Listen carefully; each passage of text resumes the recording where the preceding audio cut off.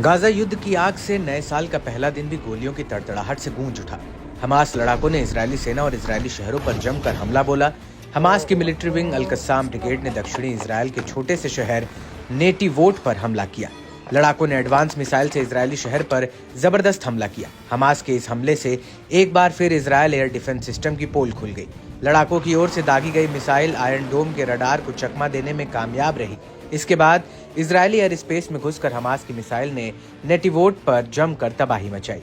Israeli सुरक्षा बलों ने भी हमास के हमले की पुष्टि की है।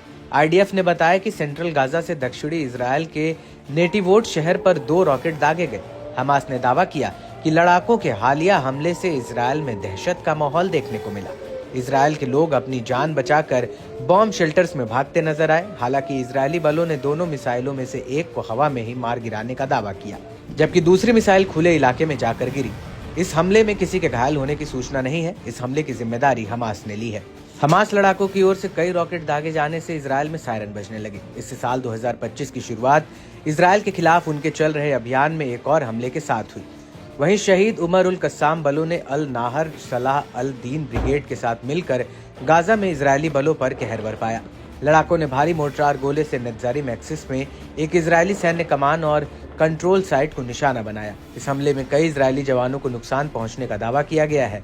बताया गया कि लड़ाकों की ओर से अचानक हमले से आईडीएफ को संभालने का मौका नहीं मिला। इससे गाजा में इजरायली बलों को होने वाले नुकसान कई गुना ज्यादा हो गया है। इसके अलावा अल कुद्स ब्रिगेड ने भी नए साल के पहले दिन इजरायल के लोगों के जश्न को भंग कर दिया। लड़ाकों ने अपने लेटेस्ट ऑपरेशन में इजरायली शहर को निशाना बनाया। अल कुद्स ने यरूशलेम और तेल अवीव को निशाना बनाकर रॉकेटों की बौछार की। हमास के हमले से इजरायली सेना को लगातार नुकसान हो रहा है। लड़ाकों ने दावा किया कि हालिया हमला इजरायल के गाजा पर किए जा रहे नरसंहार के जवाब में है। वहीं मुजाहिदीन ब्रिगेड के लड़ाकों ने दक्षिण में तमून शहर के जंक्शन के पास इजरायली सेना के साथ तीखी झड़प की।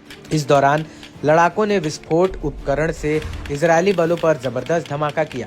लड़ाकों ने अपना ऑपरेशन जबालिया रिफ्यूजी कैंप में भी चलाया।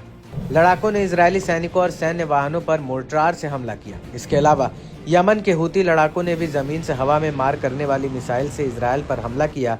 वहीं हूती लड़ाकों ने मारीब एयर स्पेस में एक अमेरिकी MQ-9 ड्रोन को भी मार गिराया। ये 72 घंटों के भीतर किया गया दूसरा ड्रोन और युद्ध शुरू होने के बाद से 14वां ड्रोन हमला है। इससे साफ संकेत मिल रहा है कि इजरायल और अमेरिका के खिलाफ हूती लड़ाके के हिंसक अभियान अभी लंबे चलेंगे।